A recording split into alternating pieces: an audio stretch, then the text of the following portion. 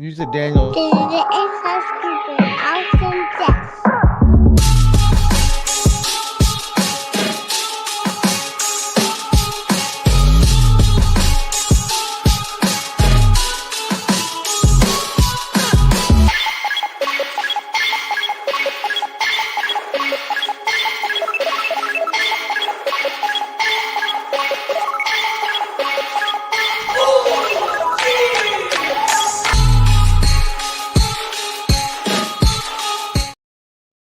Welcome, everybody, to another episode of Inside Scoop with Alex and Jeff. I'm Alex Dingman. I am Jeff Doss. What is up, everybody? Thank you guys so much for joining us for episode 315 Inside Scoop. All our insiders out there, thank you guys each and every week for joining us.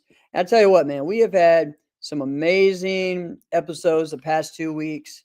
And we're going to share a little bit as well about just how we are, like, what are we thinking about what has happened the past 2 weeks on our show and in the world of sport martial arts. And also, what's up, Sam? Also, all the different things that have been happening, our life in the sport. We have KTOC that happened yesterday. ProMac Nationals and Championships happened Saturday. WAKO World started, I guess, last night technically, because here's the deal. Second round, the second day of WAKO World starts as soon as we end this show, I believe. All right. So I don't know. Maybe I'll stay up a little late and watch a little bit of the forums and see how that works out before it ends. But yeah, man. And then I have some fun stories. Anytime I go to a local tournament in Virginia, I got lots of always something interesting that happens. Yes, and then I drove from there to Maryland and taught 3 seminars yesterday and about 2 or 3 private lessons, and then drove from there. I was in Maryland, drove to Dulles to pick up my son. Shelly and I picked up our youngest, who was in England and Czech Republic for a week. So I got home at like 11:45. Just to hang? Yeah, he went out there to visit. He had friends and stuff that stayed here last year, went to school here last year, and so he went out there and visited. So it was pretty cool. Went to a soccer, English Premier League soccer game, lots of cool stuff. So yeah, so he loved it. Oh. Yeah, so we've had a big week, man, a big weekend. So yeah, lots of events, man. Sam, you're right. Yeah, there was 3 alone in Texas. Yeah, there was Georgia. I know that there was the sparring tournament that Marcel puts on. Of course, New York for KTOC. The Premier Championships that I went to in Virginia, and I'm sure some other ones as well. So pretty wild with everything going on. But sport martial arts is live and well, people. So we are having something every weekend, it seems. So if you have not shared our episode, do this right now. And comment, let us know who's watching. You got anything to say there, Alex, before we get into some of the things we're going to talk about?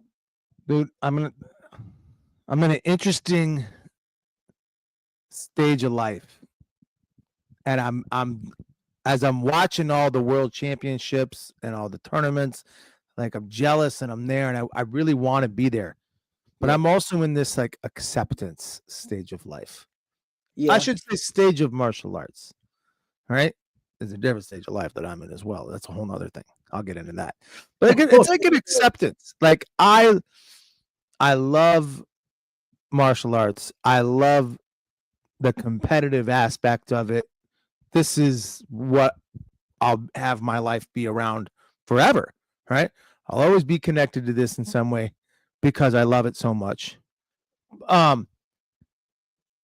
It was funny. So I'm always in this exact spot all the time doing the show. Right. And I'm going to tell you, I am in the stage of life now where I don't want to gather. I don't want to like have things anymore. I am in the throw shit away stage of life. Right? Yes. Like we're getting this and we're getting that and we're going to do this. I'm like, oh, what can we throw away? Right? Like, throw away. Like, I have no idea. right? Like if someone could just come here and I could pay them, like you could take almost anything in my basement, just take it, get it all out of here. I don't care, right? So Lindsay and I were talking about and we will remodel like different areas of our house because we always do that. That's other business that we have is we're own a design and remodeling company. So and we're talking about remodeling our basement, which is where I'm at right now.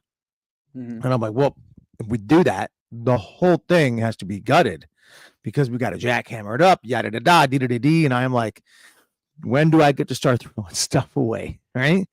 And so do you do this? Do you do this with the other kids? Pump the brakes on the Viking swag there, Will. Pump the brakes. Right. I was a little upset that like someone's grandma could have ran on the Vikings on Sunday. That was nuts. Did you watch that game? It was like every time that guy just hits his back, like this walk on essentially. This is every single time he touched the ball, it was like 7 or 8 yards. Like this is annoying. Like knock it off. Anyway, but no, I am in the stage of life where I'm like, I want to get rid of everything. Please. Yeah. Like seriously, I'm so excited.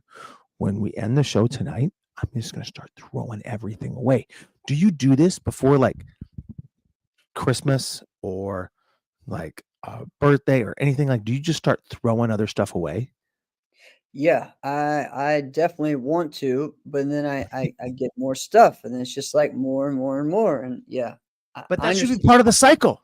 Right. You're going to get stuff. So let's throw this stuff away. Yeah, I definitely take. I feel like a weekly or bi-weekly trip to Goodwill and give things You go away. that often. I feel like it. I don't know if it's that often, but I feel like it. Definitely needs to be. Someone in my house is getting rid of something. So I had our landscaper came by. He's not very like on the ball, right? His name's Martin. Martin is like, if you tell him like, hey man, can you come by Wednesday?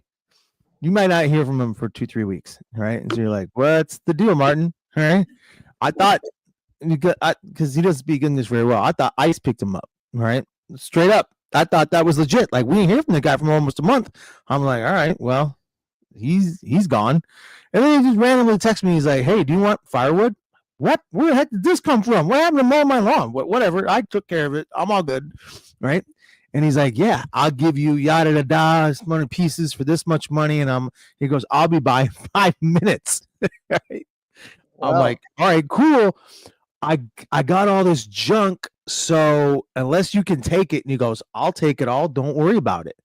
So I'm like, how much stuff can I throw out there in 5 minutes? Right. That's exactly what I did. And I was just grabbing stuff, I'm throwing it out there so that way he could take it away. Oh my gosh. That is the stage of life I am in. The throw stuff away stage. Throw stuff away stage. Wow. All right. So let's get into some shout outs to you guys that were at these events.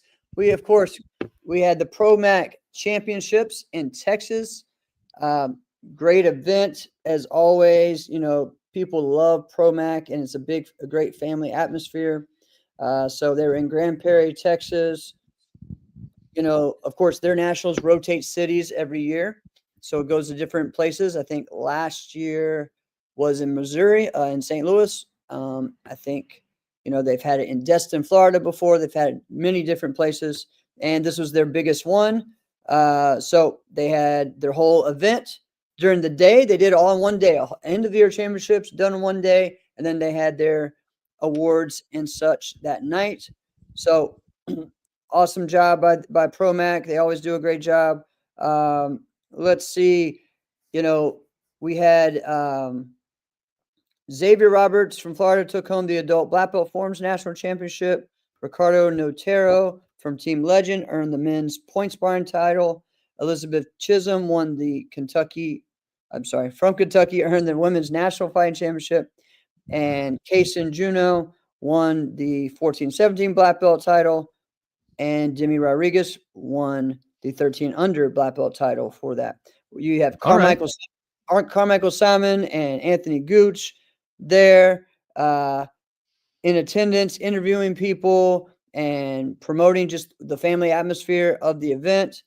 And They said one of the highlights was all the promoters playing pickleball the Friday before the tournament. Okay, and Excuse me, doing what? a pickleball challenge. So yeah, yeah. So Sam Gonzalez, he went to Promac, and his sister went to KTOC, I believe. So I want to lean into this pickleball business. yeah, man. Do you pickleball? I have never done this yet, so I when I saw this, oh man, I want to do this. I mean, I actually watched. All right, so last week was my other son Wesley, his third degree black belt test. Right, last week. So Okay. after we had that test, we went out to eat, and All on the right. TV there was the pickleball championships. The craziest thing about this was one team was like these 14-year-old boy and girl. The other team was like a 45-year-old guy and a 30-something-year-old. I'm sitting there like, they're beating up on kids, or is it the other way around? These kids are beating up on these old guys. Like, I don't know which one. So Yeah. I'm always interested in like Yeah. different like Damn, you won games or the overall sports. West Trans. Congrats, buddy. Like remember that game? That game Spike Ball. Like usually you play it. You don't know what I'm talking about. Glad you're Spike running these Ball. streets, buddy. Running these streets. Say again. I'm sorry. I got distracted. That's all good. It's all good. Spike Ball. You know this game? Oh, yes, Ball? Spike Ball. Yeah. That's on That's TV too.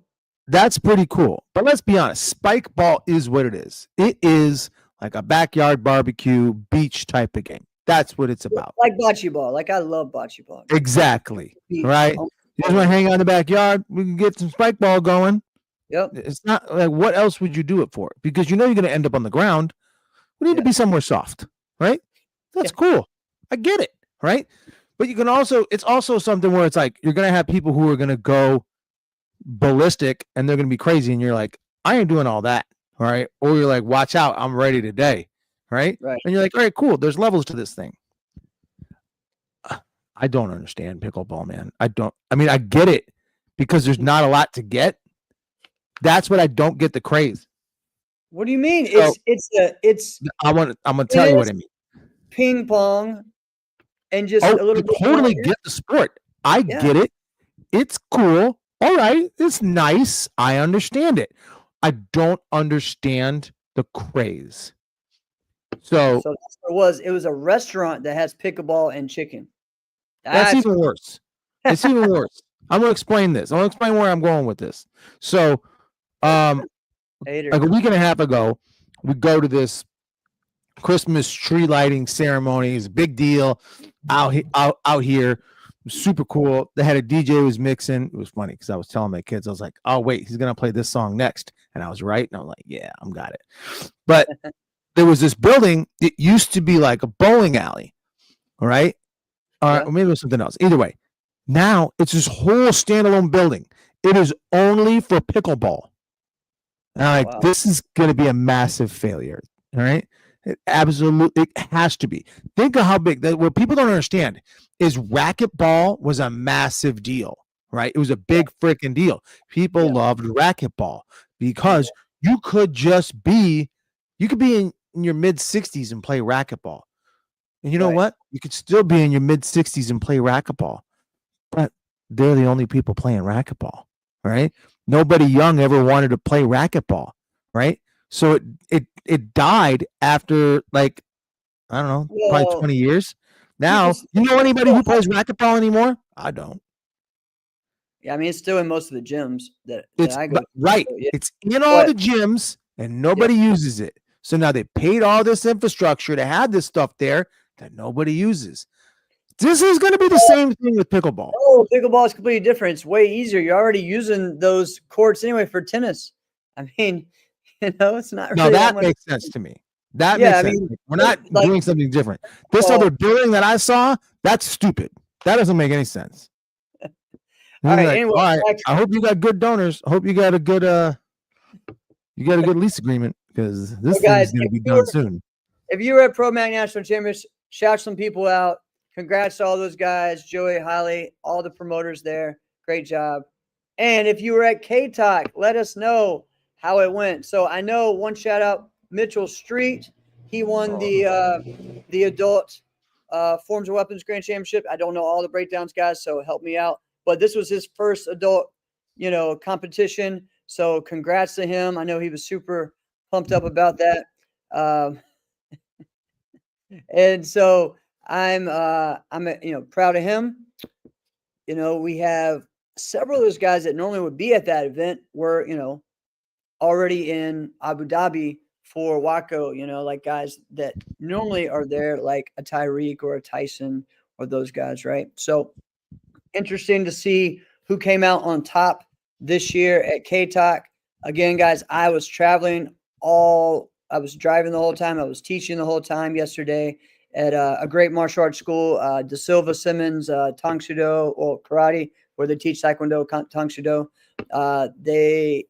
They had about 50 people that are on their competition team that I taught, and so it was a great time doing that. After I went to a tournament in the other part of Virginia, so I'll explain that in a little bit. But KTOC, you know what? I know they had some from Canada up there. I know the Pleiades were down there.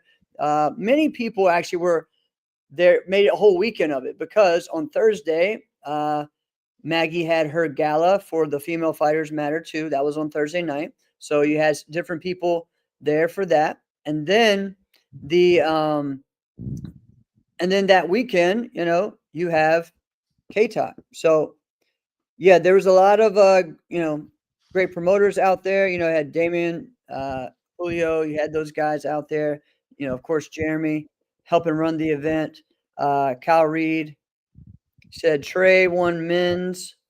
There we go. Trey won men's fighting, and Jasmine Peterson won women's over Soka in a close match. Awesome. Thank you for that shout out. And okay, awesome. Yeah, Sam. Oh, that's Brett Shumway. See, some of you guys watching on YouTube now got your YouTube names, and I'm confused on who you are. So, I love that we got Damien on YouTube today. So thank you guys for that. Heck yeah. So if Damien was there, that means he's not in Abu Dhabi. No, Huh. he was. No, there were That's several on there. Yeah. So said Bei Fei won the women's overall kata grand. All right. I'd try. I hope I didn't butcher that completely. So shout out to everyone there. The Diaz family have put on one of the best tournaments in New York history, and they continue to do it. And you know what? Great competition. I know we had several from Revolution that were out there that did great, like Olivia, Rodriguez. Let me see if I can look through my thing. Who all was there? There's a lot. There's a picture about 4 people. Yep. Amber was there. I don't know if she competed. Also, our newest member, Savannah, was there. And then, yeah, so awesome job to everyone out there. Here we go. Matthew Christian won the 17 under Forms and Weapons Grands. Thank you for that there, Leandro. So congrats, guys. All right. We're going to talk more about like different areas and stuff in a little bit. Actually, probably right after this. Because again, I'm going to share just things that happen at local tournaments in Virginia. And I'll tell you what. This is always an entertaining time. This is when it's story time by Uncle Jeff. And I tell you what's great is that I can't help but compete when I go to these. All right. I know people ask, why are you still, well, you know what? There's a little bit of, I don't know. My instructor always, hey, you're here. You might as well compete. All right. And it's usually him and I competing. And it's just the way it is. I did everything, but I'm also coordinating the tournament, judging the tournament, coaching all my students. There was literally a point, and this is sad, where I was trying to coordinate the black belt ring, and I have 4 students doing fighting, and it's kind of like, all right, I have my nephew over here fighting. I have a 4-year-old who is going up against 6, 7-year-olds that are so much taller than him fighting, and then I have at the same time, I have my 61-year-old competitor who just tore his Achilles right there at the same time. And I'm trying to get the medic. And I'm just like, everyone just stop asking me for stuff. Let me try to help this, work out. Anyone? Yeah, anyone can someone else help. And I love how everyone was. I got asked 4 times, "Hey, do you have any ice packs or stuff?" Why would I have ice packs? No, I came here to coach and to do other. It's like it's Do you just do you sometimes, feel right? like people have so much access to you that there's just like this comfortability that they could just ask you to do things that like would be absurd if they asked anybody else? Yes and no. So I'm when this happens at tournaments. So again, there is still that thing of people were like excited to see me there. Like I'm not gonna say that I'm like disrespected. Like no, like people really show Yeah. me nothing but love in tournaments in my area. Um, but they also know I can kind of do everything. They always expect me to Yeah. know all the answers too. Of like, Yeah. hey, what are all the grands going to be this weekend? I don't know, but it's not my tournament. Like I hate to answer that way, but I'm not really sure. Let me see who I can ask. That's usually the way it is. But yeah, there is that sometimes. But again, shout out to Scott Rudder on a great event. It was smooth. But there's still things that we do that are just kind of silly. Again, we don't have any mats at our tournaments, which I'm fine with that. But Brett is funny. He said yes. People come to who never ask the rest of us. But I think that I actually think that like coming up just as something as simple as, hey, how many grands are there going to be? Like they would just come to you. Like number one, yes, it would make sense that you're definitely going to have that info, right? Even if you don't, if I was to hedge my bet, I'm in a building and there's one person in here who's going to have that answer, I'd be betting you're that person, right? So there's that. But I think that the martial arts competition world is just so used to seeing you and that you're a really likable and fun guy and nice guy that I think sometimes that's just the easy way to get you to always be helping. And then now you're always there and around. And unless you're going to be a jerk, they're always going to ask, which that's not really you. You're not a jerk. Right. So right. I get that. yeah. Yeah, it was funny. The next day, there was a couple of the students at the seminar that thought I was mean and I was scary. And people were just laughing, thinking, it's like, no, he's not. You No. don't even know what you're talking about. Yeah, I was just a kid, So I had to break down that because they're telling her things of how I hit myself over the head with a water bottle, things like that, So there's something's wrong with this guy. Yeah, probably, but I'm still nice. Just wait and then the game of telephone will go and it won't be a water bottle, it'll be a beer bottle. And then the next person's gonna get it like, yeah, he took a milk crate and he threw it across the room. There was a sliver, got stuck in someone's leg. So, all right, this tournament, our area is finally now. I mean, again, we talked about what year was it? 2004, I think, when they went to the standard deviation and saying, hey, you have to give 19, 18, 17, 16. Literally in our local tournaments that are not like a circuit, they're just now trying to convince all the judges to do this. Okay. So this was a real talk of how to explain this. And everyone was there at the rules meeting. And still it's just like, why do certain martial artists do not want to listen, do not want to follow along? Like you had 4 competitors. One judge gave 2 9s and 2 8s. Like why? Why are we doing this? And so we got a tie with first place and a tie for third place. Like what are we doing here? And it's just like, guys, we told everyone this, and I don't know. At that point I was coaching. I just asked the coordinator and arbitrator, my Taekwondo instructor Preston, to go over, hey, can you maybe handle this without having them do it again? But I don't know if it's gonna, just like, no, you as a judge, you gotta choose. You gotta choose between it. Make them choose. That's what I told them. Make them choose.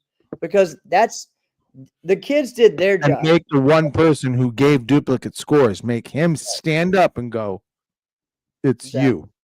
Exactly. Yep. And so that bothers me a lot, and I don't know why that's a thing. The other thing that was a cool touch that I think needs to happen, and maybe it's overkill to some people, they would think, but on the coach's pass, we had a coach's pass, and you flipped it over, and it had kind of like a cheat sheet of the rules for the day, so that way the coaches knew it, right? And I thought it was pretty cool. Just, That's hey, cool. you get a 10-second timeout. The rules there were black belts is first to 7, under belts is first to 5, no time limit. Yeah, again, these are the rules. Basically, hey, in case you didn't know, or maybe you forgot, here you Right. go. That's Right. that's nice. That's Right. kind of like those TKO handbooks that will always be floating around a tournament, right? Oh, UTK. Yeah. UTK. That's what Yeah. I meant. All right. Yeah. Yeah. That's what we I think that would be, especially They were when everywhere. a lot of new rules and things like that. I think that would be great to put that in there, as a promoter for the coaches, and you have that two-sided, and you have that, you just kind of a sheet there to do that. And when they have their team meetings, they can go over that with them, and it's right there. I just think it's a cool extra customer service touch, so and could help overall, right? Right. So that was a cool thing, and so kudos to them for that. And again, like we said, we watched everyone all tournament long, and then we go to do grands, and for some reason the center wanted to, out of nowhere, like I think I was going 6 out of 7, right? And I'm sitting there like, what's going on? Why are they judging people now? Oh, they wanted to go watch the first 3, and then now everyone's going like, oh well, we're gonna have a freaking tie. Wow. We did, and it was, we were just joking about that like last week. and Right? I'm laughing because I'm sitting there like, no, bro, they still do that where I live. Yeah, Hey, yeah. I was joking. yeah. And so, of course, my instructor and I, Johnny Watkins and I, we tie, and we're both like, yeah, we're not doing it again. And he's like, we're both kind of arguing who's going to bow out to each other. We're like, we're splitting the money anyway, so like it doesn't matter. It's just like, okay. So he gives it to me, and I don't know where the trophy went. I took the picture with it. I set it down. I went to get my gear on and run right into fight. And I don't know, but which is fine with me. I didn't need another 6-foot trophy. But congrats to all my students. We won 8 out of the 14 grand championships. So that was pretty cool. Nice. My nephew was there, and he competed. He had a great time. He won his forms division, his fighting division again. So he's enjoying it and loving it. And then he got that itch of like, he lost to one of his teammates, one of my other students in the grand. And he's like, now I can see he's getting that kind of that competitive fire now to be like, oh man, I really wanted that, so it was pretty cool. So then I went and did, we did fighting, did the sparring match, 5 judges, no mats, which I'm fine with. We did it's first to 7, no time limit. So it could go however long, 1 point body kicks, 2 points to the head, those are the rules there. So really interesting, and sometimes you're going to get certain judges that are very old school that don't want to call stuff. And then some that are very like call anything, So like what don't they want to call? Like a back fist or something? No, some will call it back fist. It's more of like if you hit, it's just always, it was blocked. It was blocked. It was like, there's no way it was blocked because they fell. You know what I mean? So it's like, so there's things like that, right? When you're like, or like one time I did like a round kick and my whole leg went on this guy's chest, and they didn't call it like it was a round kick here. They didn't want to call it because I think they were looking for me. They're like, oh, well, you missed him. Yeah, I missed his head, but I hit him in the chest. Things like that. Round kicks to the body get no love whatsoever. Right. And they get 0 love. I'm very upset about that. Right. I remember I was having this conversation with Hamid Farouzi one time, and he was agreeing with me, and he goes, "You know what I'm going to do? Just to spite, I'm going to hook kick someone in the body hard. I'm going to make them feel it, and then make them call it." He did it. Yeah. He took someone's air, and they didn't call it. And that's where you're like, you're just a hater. But I have a love-hate relationship with like old school judging. So I do feel like we need to call more things blocks than they are. Yes. Me too. I like maybe the old school judging, not the old school judges. Yeah. You know what I'm trying to say? Because the old school judges, like sometimes stuff just goes way too fast for them. And there's like, wasn't no point. There's no point. In my day, it's not your day. It has nothing to do with you or this day. Right. Yeah. I mean, it was a fun day. I think sometimes like there's just little things that sometimes get annoying with like corner judges, like standing in front of the scorekeeper when I'm like trying as a center, hey, can you move over so I can, because this is their very first time ever scorekeeping. So we're going to have an issue if you don't move over. And you like that they're moving. Yeah. But isn't it so weird that like they find a way to only move that direction and stop in that spot? And you're like, you could literally go anywhere else. Yeah. This is the one spot I don't want you. Judge. This is one of our buddies, Doug. Doug Little I don't think he realized he was doing it. I was like, hey, Doug was doing that? But he was Doug.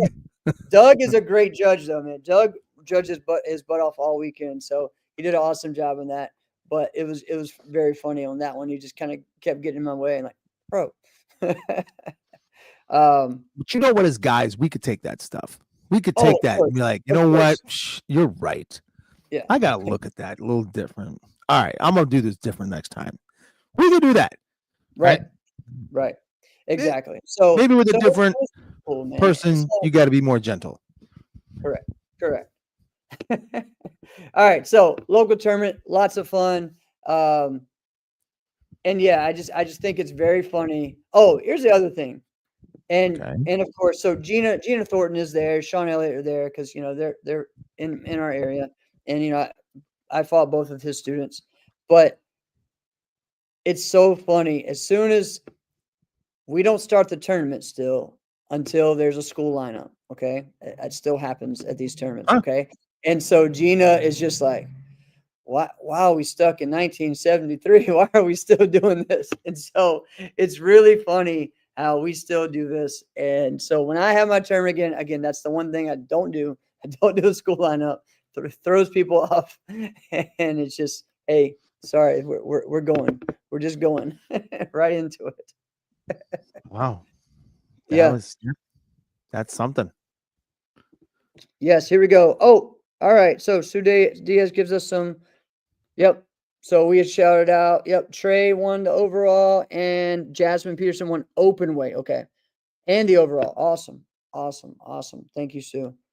Awesome job. Keep up the great work. Sue. Everything you're doing, killing it up there. And, we're all staying busy, man. Like, I love that we have stuff all the time. Some people are like, it's too much going on. No, like, we have sport martial arts going. It is alive and well, people. All right. And we can keep growing this thing. So it's pretty awesome that everyone is doing that. All right.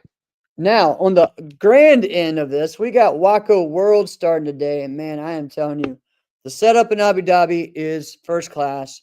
Amazing. Yeah.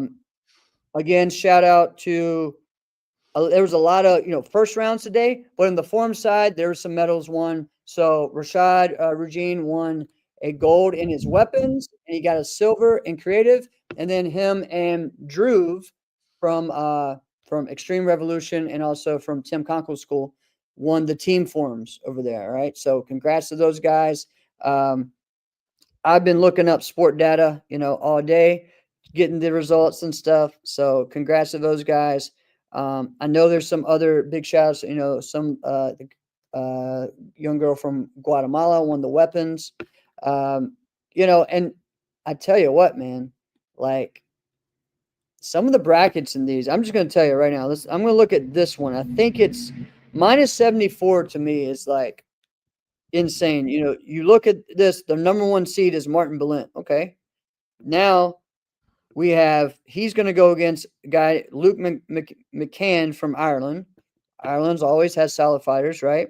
You got Ali Hassan, you got from the UAE. He's going against an Egyptian guy. And then the next one, you have Jason Renee versus Tyson Ray.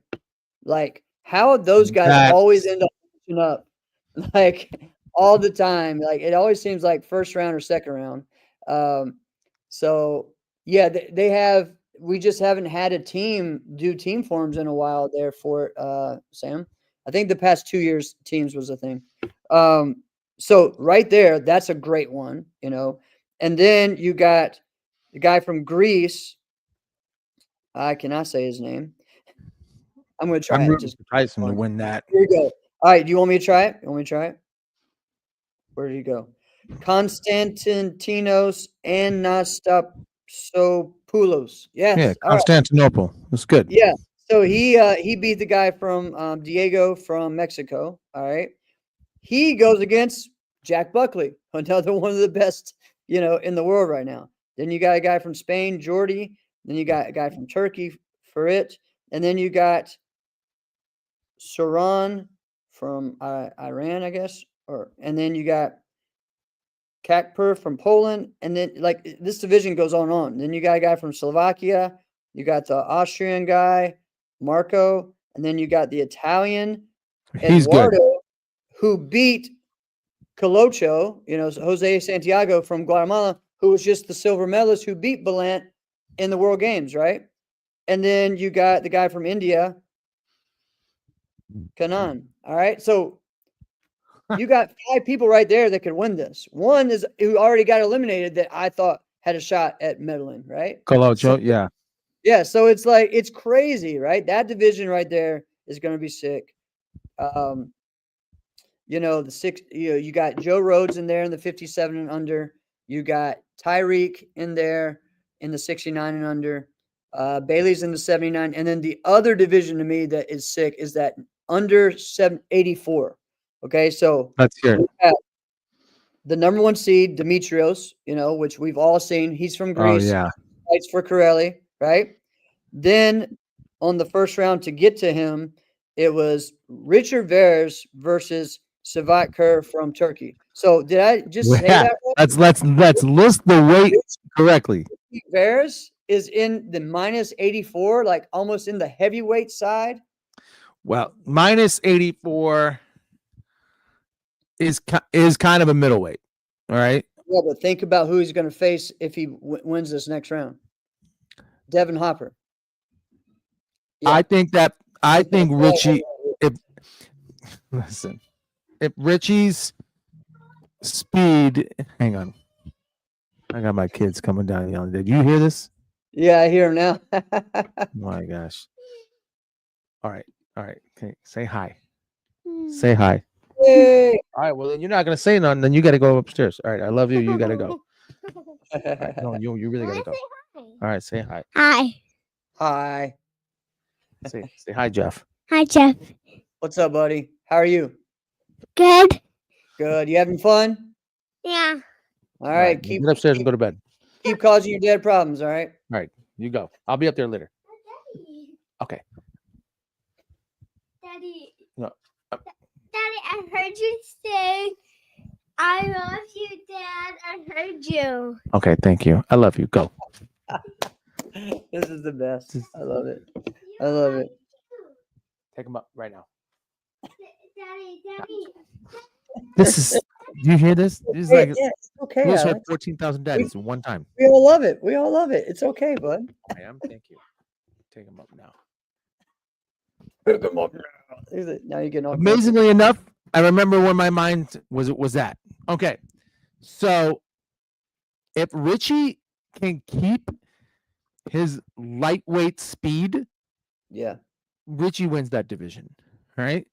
So Now this is I'm rooting for Devin. Demetrios versus Richie. This could be like one of the best fights of the weekend, right? No, Because Richie's got a. everybody uses All right. depends Oh. on Richie's mobility. It Right. all depends on his mobility. Right. No, I He's the agree. most dangerous guy because his number one thing is his mobility, right?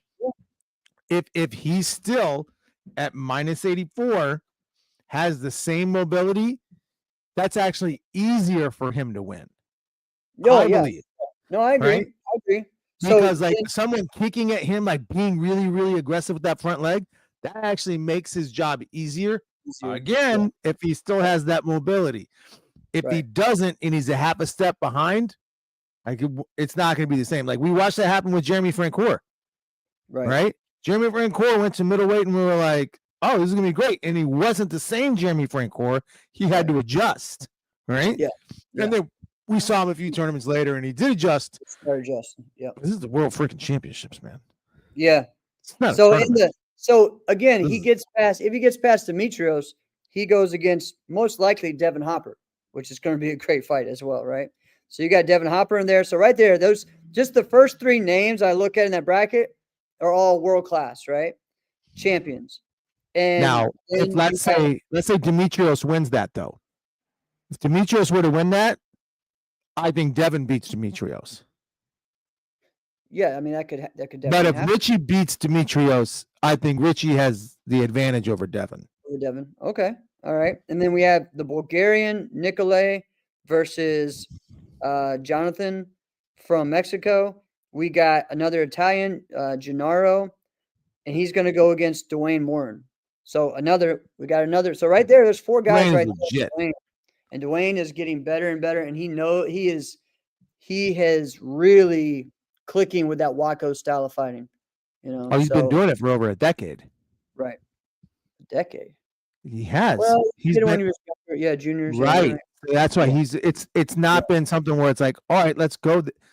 Yeah. Let's go try this. Like he's been a part of it. He's been doing that. He's been training it. So it's not something that's foreign to him. True. You know, the other side, I mean, I'm excited to see what happens in the plus 94 with Brayan in there. You know, that division it's a big division. It's a stacked division. So that's going to be interesting. He has a Hungarian. He has Zelan Nagy first round. So that's going to be good. And yeah, man, I mean, it's exciting to see what's going on there. The women's side, Katana is in the, let me make sure it's right, 60. Yep. In the under 65 weight class. Minus 65 is that's So some Marta, of the best ones here. Zara, you know, you got the girl from Poland, you got Ann Sarah from Care from Canada. Yep. You got Norway. I mean, she fights a girl from Mexico first round. So that will be, I guess, tomorrow or later tonight. You got Demetrios' sister in that weight class. You got some South. I mean, you're seeing more and more different countries now in these brackets than you used to. You know what I mean? Like, Yeah, and I'm always excited for that. yeah. At the same time, I watched Devin fight the dude from South Africa. Yeah. Yeah, today. Yeah, I mean, Yeah. I'm really glad Devin got a warm up, right? Because we can't. I don't want to call that guy. I'm not gonna call him by his name. I also can't remember.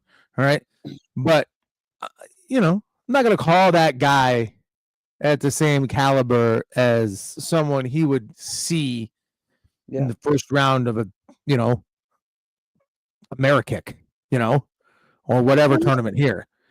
He's just not the same caliber, right? So it's just different. But sometimes you got to be careful. You got to be careful when you're going to these things. So call the world championships for a reason, right? They beat everyone in their country in that weight class to get there. And sometimes when you don't know someone, you can overlook them, and that's where you're going to end up paying for it. But Devin was prepared. He knew exactly what to do. He took care of business. That guy's mobility just gets better and better every time. I'm really excited for that guy. The minus 60 for females, you got Francesca CC as the number 1 seed there. Makes you sense. got that's a deep one, man. Yeah, it's a deep division. You know, Tahira fights a girl from India first round. I think that starts tomorrow. You know, you got the girl from Germany, Kiara Mager, I don't know how you say it, but she's been pretty good. Swedish girl. There's a lot of great, girl from Chile. So lots of different competitors out there. Yeah, In the I'm gonna kick be rooting for Katana in that one, but it's like the same thing. Like, I'm really glad she's there. I'm glad Right. she's competing in that because with any of the women that are really winning and dominating, like whoever that best woman in America is, we've always said like, can you go beat them? Can you go beat Right. them? Right. And so, I mean, it's a deep freaking tournament there. It I mean, is. It is. Francesca is very good. I would say she's without knowing how everybody's fought this year, I would say she's probably the favorite, but I don't know because I haven't watched, Yeah. Same. all of them And this year. So how can I actually say? But yeah, I'm Right. definitely rooting for Katana. Yeah, I think. Well, she's in the other. They're in separate divisions. So But you said -65. yeah, and Francesca is in minus 60. I went Oh, I'm back. sorry. My bad. My bad. Hira is in that division. So, Oh, Java's daughter. Yeah. So yeah. that's going on there. You also got Robin LaBeouf that is doing the semi. Stop. She's doing light contact as well as kick light. So she is over there fighting because Whoa.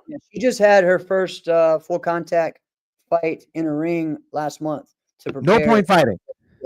Yeah, she's not doing any point fighting. No, she's doing all kick light and stuff. She's been doing kickboxing for a while now. Wow.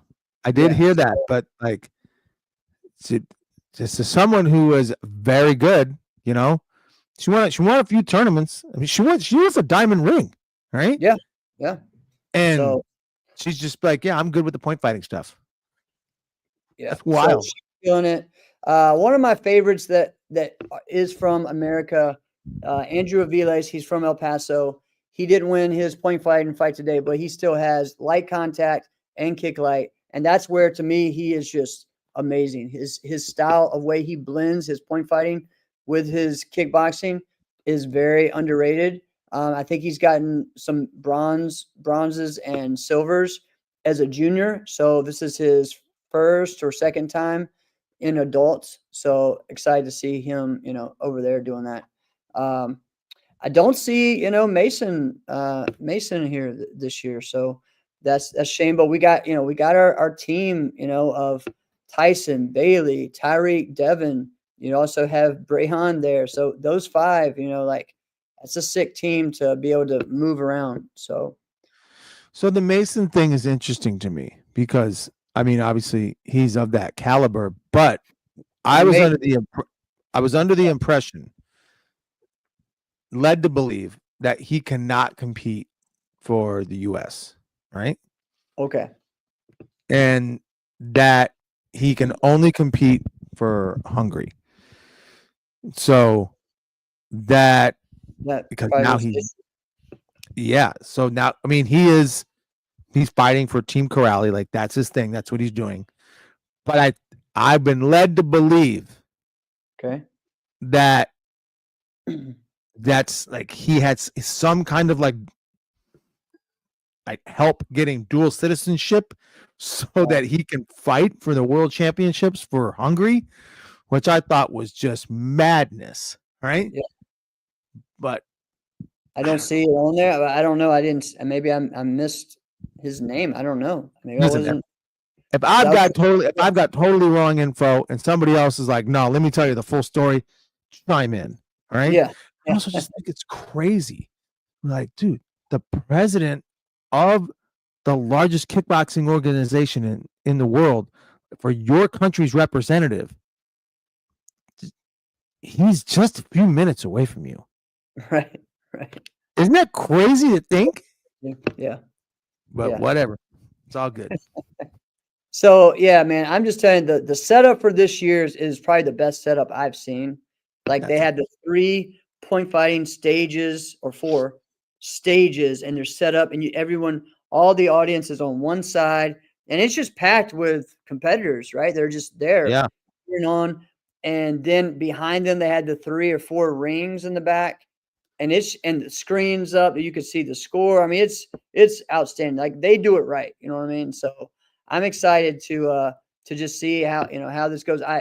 It makes me, again, I'm frustrated at how, because I was planning on going this year, and just the way that kind of went about. It bothers me just because I wanted that experience, right? But man, they're doing it right. So congrats to all those guys. I'm happy for everyone that's out there. So Well, and now you got to go. Listen, people talk about this all the time. They're like, dude, how much longer is Jeff going to compete? How much longer is Jeff going to compete? You probably hear it, but I hear it, and I'm not even at the tournaments. Yeah, I had that conversation with someone today. Like, hey, are you gonna guess who that next might year, be? are you gonna compete, or are you gonna put it on the promoter's hat? I'm like, yes and no. I'm gonna pull Maybe a back. little bit of both. I will pull back some. I'm not gonna be doing as much, but there's some things that I still have left to do. Well, and that's the thing Not is now much. you can't be next year, can't be the last year. You got to at least be 2 years. Yeah, I know. Because you got to get to the Worlds for WAKO about the next one, because you didn't do this one. Well, yeah, but I couldn't. There was no way for me. So maybe they'll have a division for me in 2 years. Who knows? But yeah.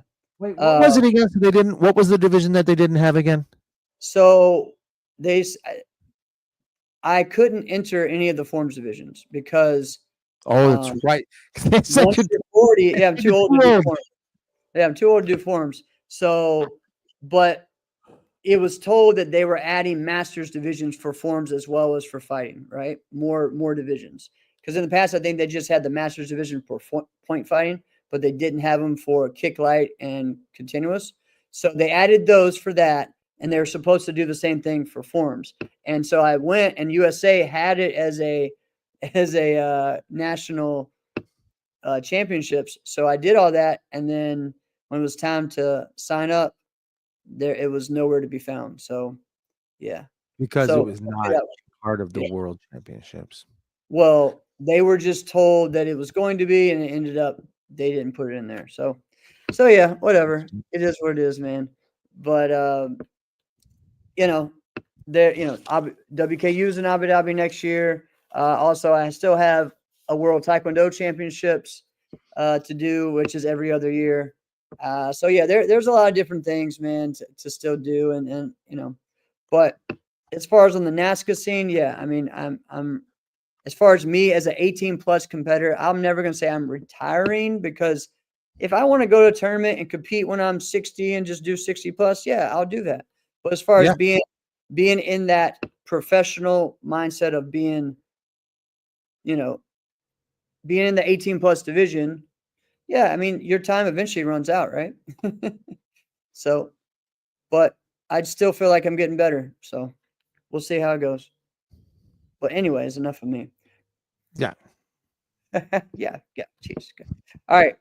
Let's talk about what we learned these past 2 episodes, man. Yeah, that sounds fun too there, Sam. Whoa. Harris sounds fun. All right. What did we learn from our last 2 episodes? Share some that you were impressed about, and again, man, we had so many viewers, so many comments. Thank you guys so much, as that was awesome. So, number one, we had some great guests that help with that. I mean, having Tyreek on and then having Tyreek chime in with that was just amazing. And how I wanted Tyreek to come on. Yeah. And then it just so happened that all those rules dropped at the same time. Right. And you're like, all right, well, this is just a gift that just got dropped in our laps. Like, all right, Tyreek, you're a great competitive mind. Let's hear what you have to say on that too. So part of me really loves that NASCA as an organization isn't just like, you know what, guys, our rules are good. We're just going to keep it like this. We're fine. Because that's the opposite of what you were just experiencing. It's like, this is the way we've always done it. It's always worked. We're going to keep doing this. We don't need this fancy mats. We don't need that stuff. Right? Like that's not what they're doing. They're constantly trying to improve, which is good, because I still view them as the best organization to do a circuit and compete, right? Okay. There were some things I didn't love, you know. I don't love the thought process around the prize money, right? It's not the amount. It's really the whole process of and Greg Ruth said the same thing when he was talking about that conversation with Charlie Lee, when he was like, when Charlie said, how much are you giving? And he said $1,000. He goes, you were giving $1,000 away when I was competing in the 80s. Yeah. And then Greg rightly said, yeah, but we only gave that to 2 people. Now we're giving that to 14 people, Right. or more. Right. Right. So we go, so we're actually giving more. And then it's kind of like it's like sour taste. Like, I mean, you are, but then maybe you're not. I still feel like it was just a simple formula that like a lot of people are pretty happy with. $100 for winning your division. It is not a lot. Right. Just do it. Stop with 47 grand championships. There's nothing grand about this. Right. They're not even giving away $1,000, right? Right. Sometimes it's $200. Yeah. So what's it? Just give away $100 for you winning your division, and then maybe if you're a runner-up and your overall, or that term's been thrown around loosely, you can get X, and then for the final winner you can get Y. Well, I mean, I even liked when they broke it down so much to where in the grand, I mean, if you were in the top, if you were on stage, you were getting money, because of the way that it was broken down, because you had 5 people on stage or at least top 4 were getting money, at some point you were getting some type of either 100, 200, you were getting something. So that was probably around 2013, 14, 15 when they were doing that, right? And, like there's ways to do that. I understand with the whole thing of, hey, people really just want the recognition. And yes, there is that, but also I want that where I know, yes, hey, I'm going into it. If I do this, I know at least I get what I paid back, at some point, right? There's going to be a little, of course, there's always time and stuff like that. But, if you had a bad weekend, you had a bad weekend. All right, it is what it is. But, for me, my issue is when not everyone is held to the same standard, and I didn't get to tell Mike Boyd this, but, he has the biggest tournament in the circuit and he doesn't give runner-up money, And so like the past 2 years, that was the only tournament where I kind of came out not being evil, at least like being breaking even, or what I mean, on that, because at that tournament last year, I think I got 3 runner-ups. That would have been like $600, you know what I mean? Nothing. So any other tournament that would have been, hey, that's not bad. That pays for whatever else it is, if there's certain things that I'm sponsored, like. Well, what would you have got if you won your division? If I would have won my division, if you would have got $100 for winning your division, that would have been $200. $200. I would have gotten $200. Yeah, maybe 300, because I don't know how many divisions. I think I just did 2 divisions last year, this year at the tournament. But yeah, I mean, sometimes like I've done before where I've won 5, right? So there's $500 right there. Now, doing 5 divisions costs you about 300, 400, 500 now. So yeah. This is what I try to tell people, right? It's not the deal they get, it's the deal they think they get. And then it's like, if you're giving someone a deal, you have to weigh, like, what does it cost you? Right? Right. What is it going to cost you to give this award? What is it going to cost you to give this prize, whatever that's going to be? Right. Literally, it is almost to the point where if the division is already set and I enter that division, isn't it going to cost me like almost $100 to enter it? So if you have one extra person enter that division, it costs you $0, right? And then if you apply the money you're already giving to a runner-up, or stop giving away all these grand championships, right? Like a traditional weapons overall, I'm going to be honest, doesn't make any sense to me. Doesn't make sense to me, all right? You can have a traditional weapons winner, right? You can have a creative weapons winner. Then you can have a weapons champion. That makes sense, right? Right. But whatever. Right? Well, on the other thing, so again, I look at it from both sides because I've been there and I'm going through right now as someone who's trying to find a venue for my tournament. I'll tell you what, man, it's not easy. And the things that they want, you know, when you go to, let's say, anywhere with a hotel and a ballroom and you say, hey, I'd like to rent the ball. How much is the ballroom going to cost? Well, here's the deal. How many rooms are you going to get? Okay, well, if I book this many rooms, can I get the ballroom free? No, you need to at least guarantee a minimum of $12,000 in food and beverage, which means, and they're not talking about, hey, the hotel will set up a concession and hopefully we make that much. No, they're talking about pre-prepared banquet style food, right? Because if they give it to me, guess who they're missing out on? A wedding, a conference, a banquet, right? That's where they're making their money off the food and everything like that. So that's where people don't realize, you know, you're looking at, and again, that's low for what I said, 10,000, 12,000, you know, some are 15, 20,000, you know, just on food and beverage. If you do that, plus however many hotel rooms, like, you know, that you can do, maybe they'll waive the other stuff.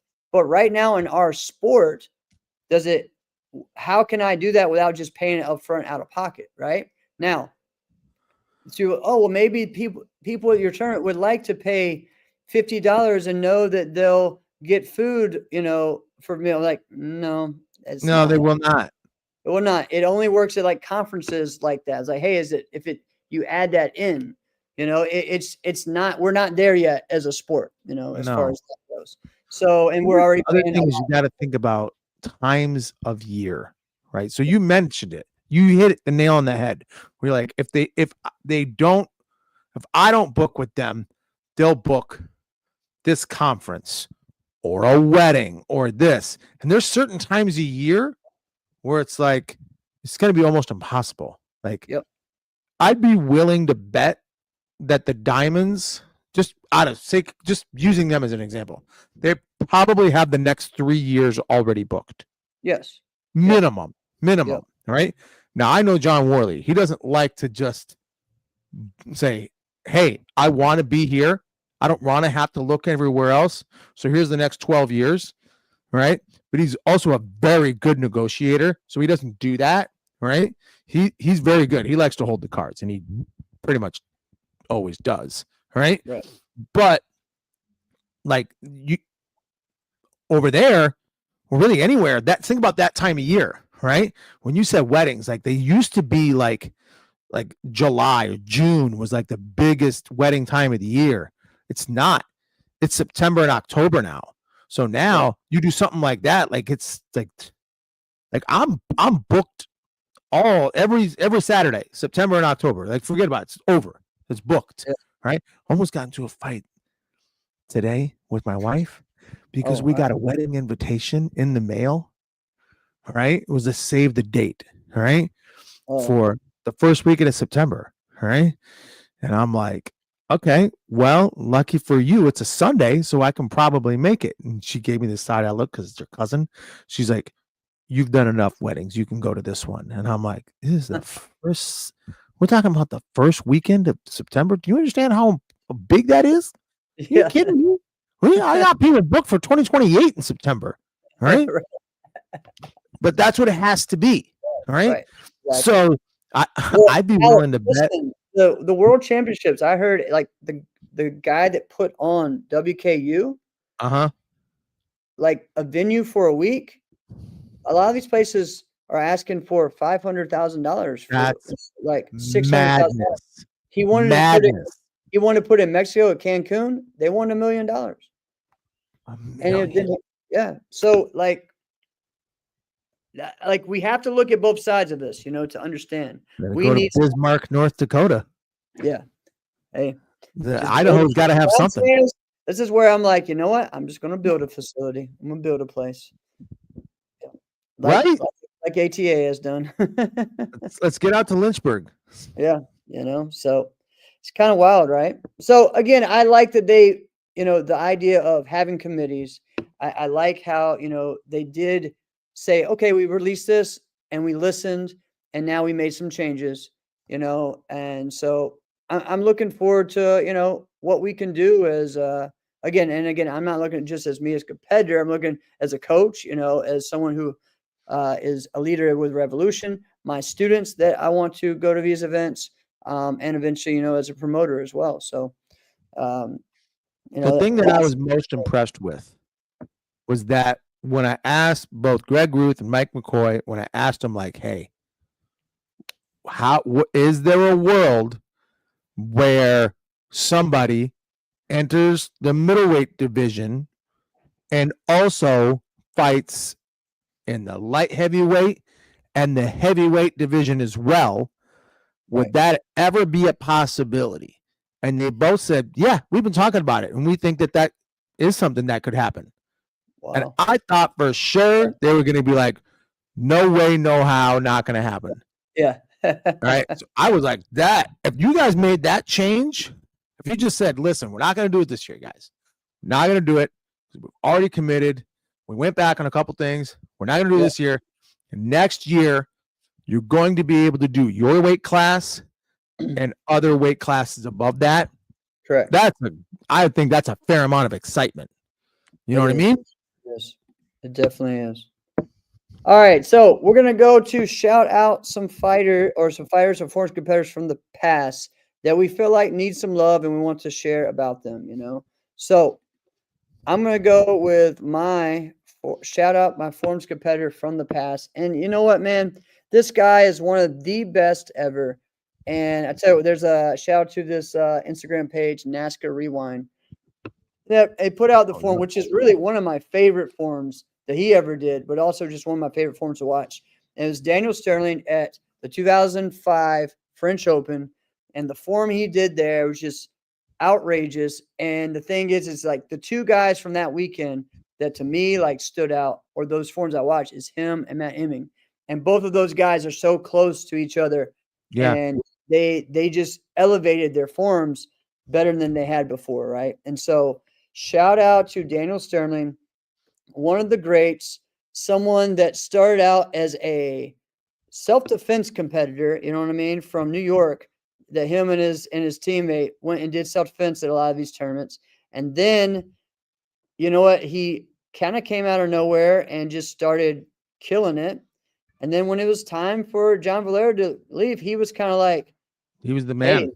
and I remember I was there when he told John, like, I'm taking your spot. I'm the guy that's taking your spot. Like I'm doing it, and other people are calling me the next you or the Black John Valera. I'm like, wow, all right. So and the thing is with Daniel, I think again, like he did a lot of creative things, and he was the first to do certain things. But at the same Yeah. time, he didn't go too far out to where he had his base that was strong. He was always going to be consistent. You know what I mean? You had some of those guys back then, and a lot of us that we were just going for stuff. And maybe one weekend we had it, maybe one weekend we didn't. Daniel was almost never one of those guys that wasn't in top 2 or not in the grands. You know what I mean? 100%. And so, like, he was so consistent, and he became really over 5 years from like 2002, 2005, I think. Maybe, I think 7 might have been his last tournament, but he was just kind of cherry picking from then. Yeah. That 5-year span, he became like kind of like the leader of that, right? Now, was he ever the overall top competitor of the whole thing? We're remembering when he come out, guess who else got hot? John Sue. Who else came out? DX. You had those guys. And honestly, during that time, we had some of the best open style competitors that there were, but not many of them won as many grand championships until later on, right? Right. Because John would win, DX would win. It took Terada a while to win an adult grand championship. It took these guys a long time. Sterling was the one who was winning them. You also had, when Sterling was coming up, You also had, Anthony Atkins still there, Kim Doe still there, Terada, like I said, Jason Tankson, and him battling for the musical title. Jimmy And even Pham. old school guys that still hung around for a couple of years, like Anthony DeMarco. Right. DeMarco. I mean, so there was just so much, but this dude, he inspired so many. I think he's someone who, again, Matt Hemming was going to be a star either way, but I think Matt would attribute a lot of his motivation and drive to be that from Sterling. Sammy Smith talks a lot about Sterling as well. Lots of these guys. So congrats to Sterling just for all he's done. And if there's someone that you need to YouTube today, or go on the martial arts, or look at somewhere on the martial arts internet work, check out Daniel Sterling. So Daniel Sterling, he was one of my favorites at the time too. So Daniel was always better than me. We were in the same division, right? And at that time, and so as someone who was like trying to place in that division, like can I get to the top 3? That's kind of where I was. Like, you always know where someone like Daniel is at, and he was cleaner than everybody, right? Mm-hmm. But he also did have a couple of moves just like people just really weren't doing. Like, people weren't really doing corkscrews at that time. Daniel was doing them, and was doing them in combos too, which there wasn't. People didn't.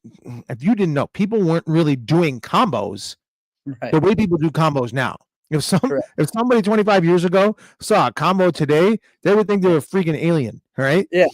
Because we didn't do that. We did maybe like 2 moves together. You were crazy. You did 3, right? There was no such thing as like a 4 or 5 move combo, right? That's why we always talked about Carmichael Simon's mega combo. Yeah, exactly. That's why we still talk about it. Yeah.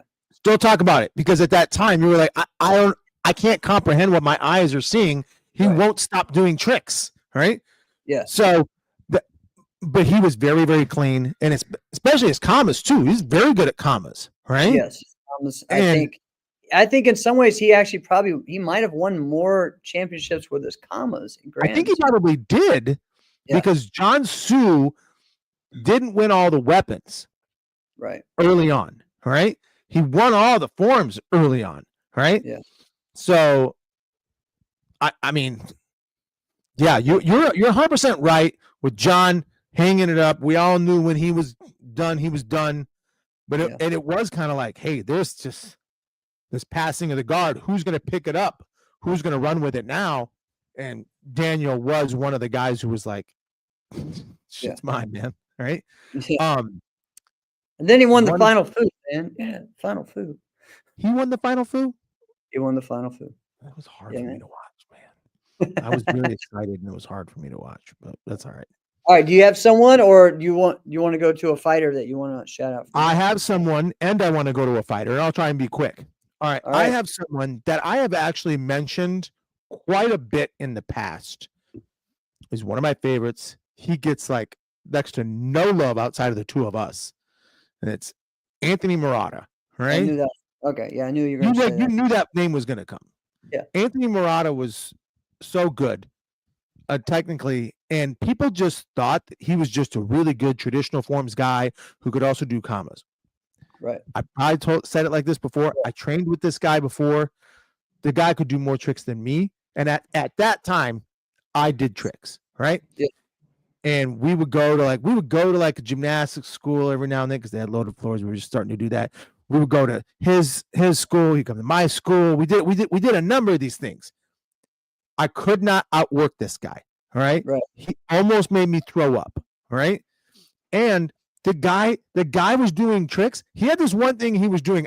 I couldn't believe my eyes were seeing it. Jeff, he literally did this in a combo. He did a flat spin. Mm-hmm. Yeah. I was like, what in the world are you talking about? What the heck was that thing? He goes, oh, I did my flat spin. I've been working on this. And he goes, now you can't use it. I'm like, what are you talking about? And he goes, you just saw me do it. You can't use that.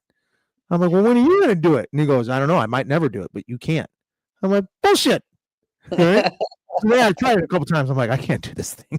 Right? I don't even know how he set it up, how he got into it.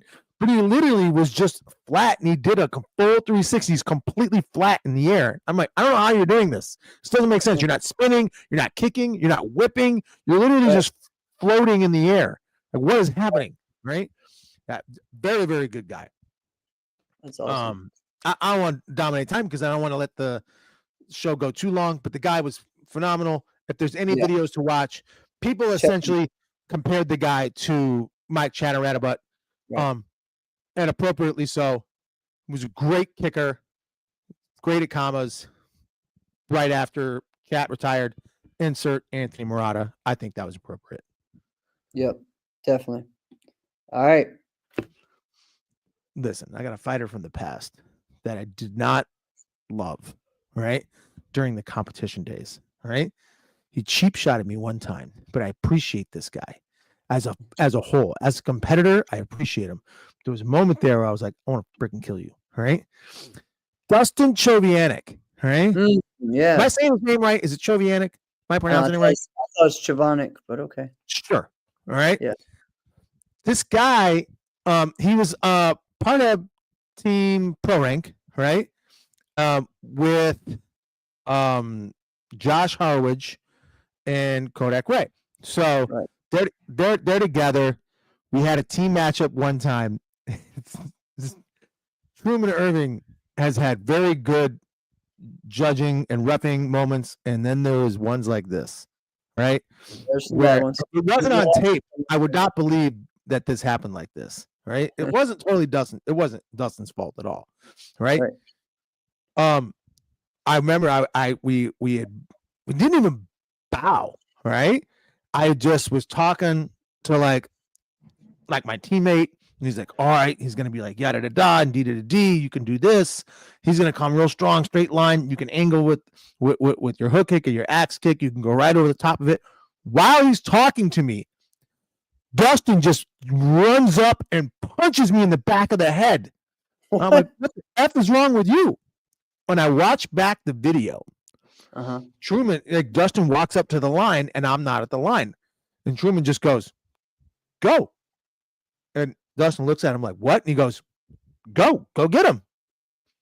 So he did. Right? I was so pissed. I'm like, I'm going to freaking kill you. Right? For like the next, like, I don't know, the rest of that year, I hated him. But I started to appreciate him in the way and his actual skills, right? And he's a heavyweight, but he's true. He wasn't just a heavy guy. Like he was a heavyweight. Like he was a big, strong dude, right? And at that time, there wasn't a lot of like really fully strong heavyweights, right? Like there just wasn't, right? And it's still kind of the way today. Like when you get to the heavyweight, sometimes there's just guys that just gain weight and end up in the heavyweight division. They're not true heavyweights. They're like middleweights that just didn't train. You know what I mean? And he was a big, strong dude. Brian Ruth would have entered that division occasionally. Of course, you'd have BJ Carnahan. You'd have Ross Levine eventually, right? Entered that one too. And so you just had like guys like him, Steve Hart, Joey Greenhaw, and you'd see Dustin win that thing, right? Yeah. Dustin was very skilled. You wouldn't call him just like, oh man, this guy can kick. Like you wouldn't say that about him, but he actually can, right? He's just so good and strong at other things that you wouldn't pigeonhole him in that area.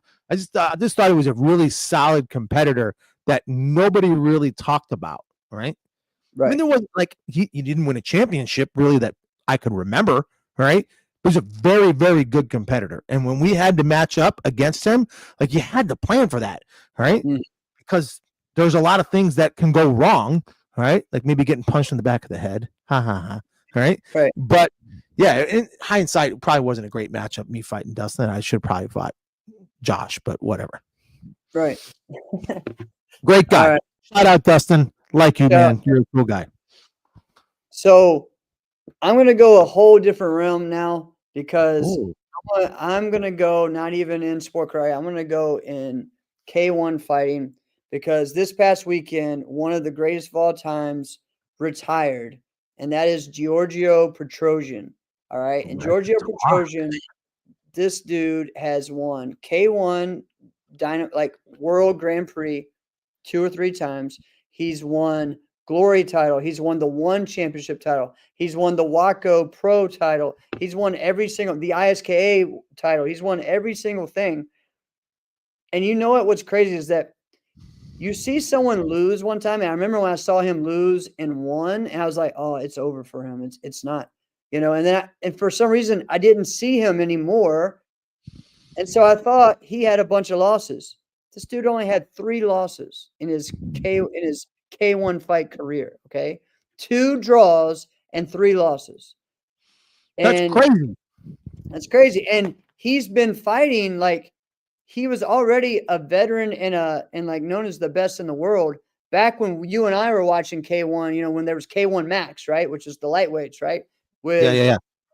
With and he was dominating all these guys, right? Like he was the last fight for Masato, right? Which you remember some Masato, right? The Japanese guy who was amazing, right? And just beating all these guys up.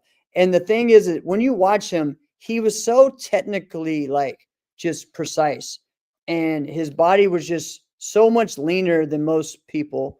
And he looked like, when you watch him, it was like he was an Italian fighter, right? In K1, which seems kind of like, Backwards. it seems backwards, but he was like an Italian car, man, like a high class fast-paced Italian guard. That's what some of the commentators like announced him as. Is like, dude, this guy is just he doesn't mess the Bugatti. Yeah, he is the Bugatti of this sport. And again, dude, like I thought when he had to go and do kickboxing in a cage, that messed him up. And I thought that's kind of what's going to end it for him. And again, I kind of messed up by thinking, all right, he lost a bunch after that. No, like still only 3 losses. And we're talking about like maybe 100 wins or something crazy like that. Maybe more than that. Because you know how much these K1 and these Muay Thai fighters fight, right? They fight so freaking much. Yeah. So, Giorgio Petrosian, congrats on an awesome career. Now you are a fighter from the past, but wow, this dude has been doing it for over 20 years at the highest level, winning every title. And I mean, one of my favorites to watch. So, and here's the deal. I know you appreciate it because you and I, man, we talk so much how we love K1 fighting. Like, and I'm just K1 happy. fighting is exciting. So exciting. The real K1 fighters are phenomenal boxers too. Yes. Like really dangerous boxers. Yeah. Yeah. So congrats, man. Congrats. Congratulations. Didn't Kung Lee, didn't he do K1 as well? He did more. He fought in the K1 ring. Like he would go and fight at a K1 promotion event, but he would most of the time do Sanshao. What was it called? Sanshao. So that was more like the Chinese the Chinese kickboxing where he'd do like the sweeps and the takedowns and stuff like that. He did that scissor thing all the time. That was his thing. So I think he had a couple of like straight up K1 fights, but mostly he was more of that style. Okay. Until he went into Strike Force. He went into Strike Force to do MMA, Yeah. So that was pretty neat. You ever fought somebody who you were like, in your mind, like, if you hit me with this freaking move, I'm gonna hate myself and you forever. Yes, there's several people like that. Like Jimmy Sherman is one like that. Oh, this is a move that, oh man, I meant to talk about this a couple weeks ago. But one, he would do like a crazy shuffle axe kick out of nowhere and hit almost everybody with it. All right. He would do that in the South, and it would hit everyone with it. And he would be doing it with like this, putting his hands on his knees, and somehow from there leapfrogging and axe kicking you. And like, you're like, wait, how in the world? Like I moved away from you. How the heck do you? But we're talking about a guy who was like tall, but like super skinny. So it's like his legs just extended out. Right? Yeah. And so you have that, but also the move that him, Sean Elliott, a lot of these guys would do, which is not a move anymore, that we don't get caught anymore, is the drop kick. That's something that's kind of like, that's a move of the past, dude. Wow. Because think about that. It was a big move in the 80s because of the in the 70s, 80s because of the groin kick, right? Yeah. In the 90s where you could still, the groin kick wasn't allowed, but you would hit them right on the belly button with that drop round kick, or whatever. They would go in with a skip side, and you would go and drop round before Yeah, as but you're moving. the way you do it, it's against the rules now. Oh yeah, I know, but it was a move in the 90s that was, you could catch a lot of people with that, man. I'm gonna be honest. That might be something where we should do a top 5, but we should bring someone in for that, because I probably shouldn't mention a top 5 for that, because I would struggle to get 5. Right. Exactly. It was big in the South, in Virginia and North Carolina, South Carolina. I mean, Brian Plimple did a good one. A lot of those guys would do them, and it was kind of crazy, man. Just the drop kick, the drop round. Dude, I can say this one now because he's retired. Yeah. But Ray has hit everyone, and they've always known it's coming with his jump turn side kick or jump spinning back kick. Oh, right? Ray. Oh, yeah. We have Raymond Daniels. We've all taken that shot before, especially people who stand and fight like me. Right? Yes. Right side forward, and at one point he's gonna lift his front leg up before he does anything else. Right? Yeah. So me, Alex Lane, and a bunch of other guys like us. Right? Josh Horowitz, I mentioned earlier, we're all susceptible to some shit like that. Right? Right. Well, later on in my career, I'm like, listen, if you're gonna blitz me and you're gonna get me, I'll accept it. I won't. I'm fighting you for it. I'm gonna have to fight the best fight of my life to be in here. All right. I'm not letting you hit me with that move, right? With that jump spinning back kick. So this is what I started to do. There's probably a video of this later when I would all right, if I see him starting to turn, yeah, because he gets people because they try to block like this. Because they'll be here and then they go, oh, right. This one, he gets through that. He gets through that, right? No. So I started doing this. I love it. And I'm like, if he goes high, I'm getting knocked out, right? Because if he goes high, I'm just going to eat it in the face, right? So I just went. He started to turn, and I went, and I gave myself a hug. You're not getting that. Oh my gosh! But actually, really, honestly, there's this guy. I would say his name is Sidney Reed, right? Mm-hmm. Sidney Reed from Chicago is one of the most physically gifted and talented fighters I've ever seen in my life, right? When I saw Sidney, I'm like, oh, you from Chicago? They must have just cloned Jason Borelli and just made him a little bit shorter. Like, this is you, just clearly you, right? Because Sidney he could do everything. But I am like, you're not going to freaking hit me with a spin hook kick. You're not going to hit me with a spin hook kick, right? And the whole training session, right? They were some of the best ever, right? He hit me with the spin hook kick. It almost knocked me out. I was so pissed, right? Dang. Yeah. Yeah, I know for me, the cool one that I did this weekend and to win the grand was the twist kick back fist, which I actually just sent you a video. This is the one you just sent me? I'm looking at it right here. I'm going to look at it here. Hang on. Dude, what is this top you're wearing? This looks dope. Oh, you did do that. That was almost like an inverted round kick. Yeah. I'm gonna watch that again. That was really dope. Yeah. Okay. So yeah, but yeah, man. I'm pausing it. Dude, so here's what's so cool. This is why you're such a good kicker. So no, it's not an inverted round kick. You do a legit twist kick. Your head doesn't move. Your head doesn't move. Your body doesn't move. Your rear leg doesn't move. Jeff, this is not normal. You come up, nothing moves. And this guy, he's not a cheeseburger, but he's definitely, when that foot comes up, he commits to blocking everything. Holy crap. Yeah. And it's just not there to be blocked. He whips on everything. That was cool. Yeah. Well, and actually it's the way I set up, because if you saw, I had to adjust on one leg, right? When he kicked my leg, and I had to That's what I'm saying. You didn't move. You were throwing a side kick. Your foot was in a normal kicking position, right? And then you just don't move and you just threw it, right? Yeah. When I think inverted round kicks or twist kicks, Trevor Nash probably threw more than most people that I remember, right? Trevor and Claire actually was one too. Both Claire of them did, Claire did quite a few. All right. Yeah. Oh, there was Yeah. another Canadian, Maxime, I think. Yes. I watched him hit someone, knock someone out. Right. Yeah. But Trevor would do it and would get a little lean to it. All right. And he would lean as he would throw it a little bit too. Your body didn't freaking move, man. You should. Yeah, you that should way I can follow up.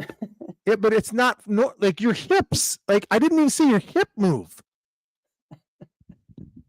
It's the universal chamber, man. Dude, you know what? So- I almost FaceTimed you today. Right? Oh man, should have. Seriously, in the middle of class, I almost FaceTimed you. Only reason I didn't is I knew like if you answered, you're gonna answer being pissed. Like, why are you FaceTiming me right now? I'm clearly teaching, right? Because all the kids we're doing sidekicks, and every single one of them rolled their hip when they're doing sidekicks. Oh man, Jeff, I wanted to do it. I was so close. I wanted to be like, I'm not gonna take a picture because that could look doctored.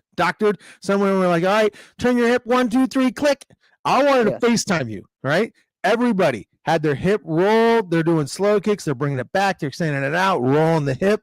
Everybody had it, and I'm like, somebody else needs to see this, right? Oh man, you would have been so proud.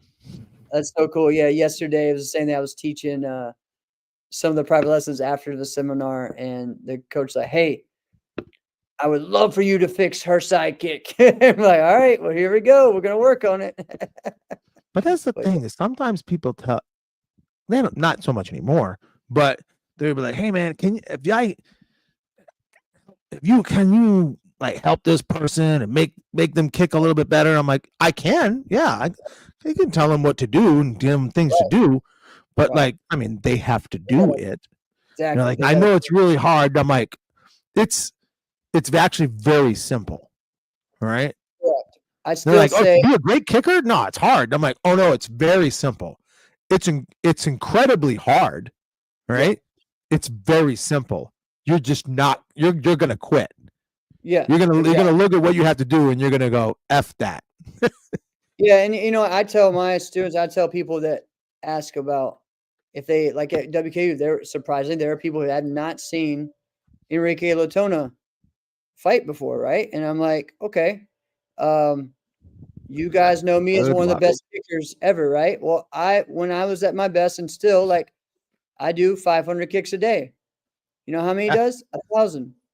He does 1,000. So there you go. Like that's just, you know what I mean? Like that's the level that we're talking about at, So yeah. All right, man.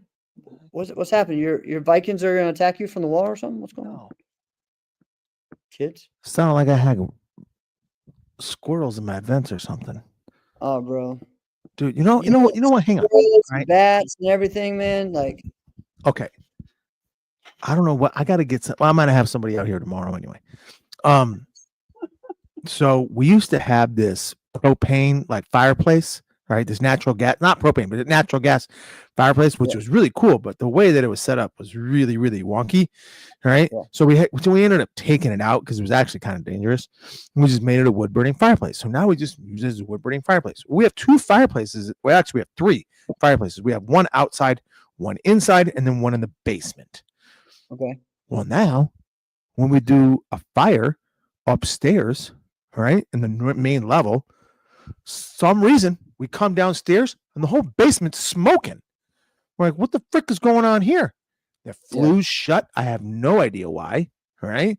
So I'm convinced there might be like a freaking squirrel's nest or something like that. They're doing something. It's got to be a rodent because with my house and my luck, it's a rodent in some way, shape, or form. Yeah, some type. Yeah. All right, guys. Thank you so much. What you got going on for Thanksgiving? Thanksgiving, going to mom's house. I don't know, man. Gonna be a big week. I'm not sure what I'm doing. I'm sure.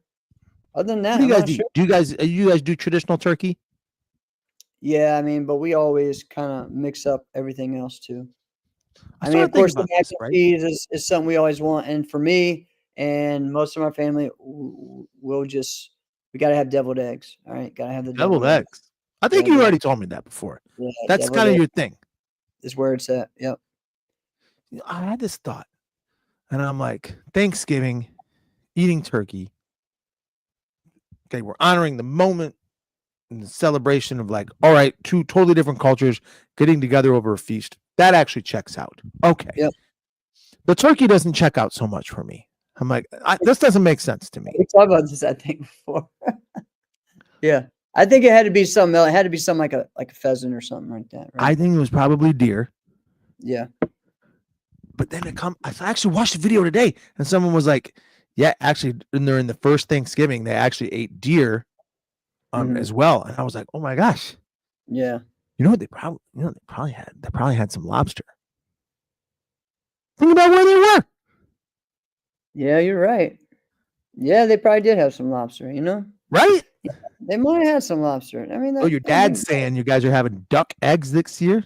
Duck eggs? Well, What is a duck egg? Because we have ducks. He has ducks now. So Wait, yeah. what? My dad has ducks. So like they hatch eggs just like a chicken, and then you Yep. just like crack, boom, and you just eat the Yep. duck eggs? Apparently, Do they taste they different? say they don't taste as good. But they're very good for cooking. It's one of the better eggs for like cooking and stuff. So like if you're gonna make like a cake and you need eggs, Yeah. that's much better. Yeah, and they're bigger, you know. So I would assume they'd Yeah. be bigger. Yeah. Yeah. You do. so I don't know. Duck is some good stuff. Do you guys ever just eat duck? I haven't ever had that. No. Yo, that is surprisingly I amazing. still have a lot of food from this weekend because on the way up there, we stopped at the Buc-ee's and we had to get the brisket. We got brisket. So we had that, kept that cool the whole time. Wait, isn't Buc-ee's a gas station? It's not a gas station, bro. It's a gas station on steroids. It's Oh, not. this is like a monument almost. Yeah, it's like a monument. Yeah, it's not. No, we'll have to have a whole nother podcast about Buc-ee's. But and That's like a then road trip and in then they got Wisconsin. the school that I did the seminar at. They got us like Peruvian chicken, which is like the best. It's a half a chicken per meal, and yeah, and so we had a couple leftovers of that. They gave us. So yeah, so I can eat on leftovers the next day or two before Thanksgiving. Before you're gonna, yeah, because don't go buying a bunch of food Yeah. and Yeah. then do that. Isn't that Yeah. crazy? Like that's what we're doing, man. We're just holding strong, right? Until Thursday. And then we're like, all right, cool. Now we gotta go grocery shopping for the next That's week. right. But yet at the same time, we're gonna go grocery shopping to make all the food. So what are we talking about? I know, man. I'm just trying to figure out how to have the time to make all the food. So we'll figure it Now, out. what are you making? Think I What have you agreed been to. assigned to? I'm not good at nothing, so we'll figure it out. I think I agreed to corn pudding and sweet potato casserole. So get ready, fam. Corn pudding? Yeah, you never heard of that? No. Dude, Yeah. I'm kind of a cultural anomaly in the sense that there's a lot of things I don't know, like whatever that is. All right. Yeah. But then, like, all right, I'm a white dude from Minnesota. All right. I know white pretty well. All right. However, I'm just saying, all right. I'm a white dude from Minnesota. And when I grew up, when I was a kid there, everyone was blonde hair, blue eyes. Right. Yeah. Had a last name of Peterson, Swenson. Everyone was from Norway, except for my family. All right. Right. My mom is from Sicily. All right. So we didn't have the Minnesotan accent. All right. I had a Sicilian accent. That one was for dang sure. All right. Right. Broken English my whole life. Anyway, fast forward. All right. Now, Minneapolis is the most culturally diverse city in the country. My stepdad, people don't know this. My stepdad's a black dude from Aberdeen, Mississippi. Right. Okay. So this is the funniest thing. I knew it was happening. So we go to Thanksgiving at Christopher's uncle's house. Right. We're in North Minneapolis. North Minneapolis is kind of hoodish. Right. If you don't know, you don't know. Whatever. So we're there, and I'm just kind of hanging out in the living room, and I saw it, and I'm laughing to myself because people are coming up, and then they see this white dude in the window, and they're like, "We're at the wrong house." Right. So watch them go back in their car, turn around, and then come back. All right. But then, even then, they're like, I'm there, and they're like, hey, does anybody want chitlins? And I'm like, let's go. Let's Yep. figure it out. What's this Let's going to be figure it like? out. Let's try it, Right? Have you had chitlins? yeah. No. So that's sort of something where I can be like, all right, I've done this thing. You know, Right. I don't want to do it again. Right? But I can at least say I've done this. You know? Oh man.